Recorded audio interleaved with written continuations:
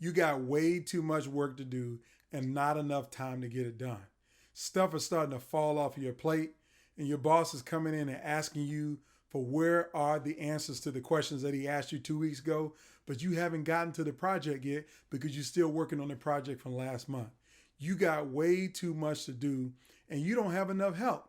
You don't have enough hands to manage all of the important projects that you've been asked to lead as a leader in your organization. So now your next question is, when am I going to get some help? I wish I had a clone. I wish I had somebody else who could do half of my job so I can actually get done the other half of the stuff that I need to get done. So the question is, how do you clone yourself when you're in this kind of environment? If you don't find a way to clone yourself, it's going to be very difficult for you to succeed. See, when you're in a leadership position, there are a lot of big projects that you will get asked to do. And many times you want to say yes because you're a contributor. You want to be a bigger part of the organization and make a difference for all of those frontline people who look up to you every day.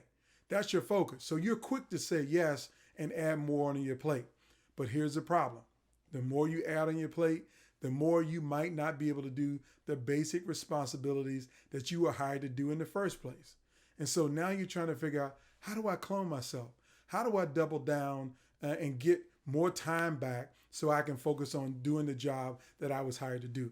Well, here's what I want you to understand. It's going to be really hard to clone yourself until you start to develop the people around you. So you have to find a way to invest in your team. You really do have to equip members of your team, put them in a position to be successful, and take some stuff off of your plate and give it to them to make happen. You can't micromanage. You can't look over your shoulder. You can't be all of the things that they will ask you to be. You got to give them some wings and allow them to fly on their own.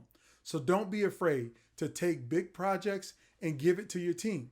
Don't be afraid to find interns and graduate interns, if you will, and bring them into the organization and give them some projects as well. Listen, the main point here is, if you want to be a good leader, you got to find a way to start to develop leadership. And you got to really do that by engaging with people who are younger, less experienced in the organization, and give them opportunities to grow. You also got to find a way to become a good mentor and mentor them. And mentorship is something that you got to do deliberately.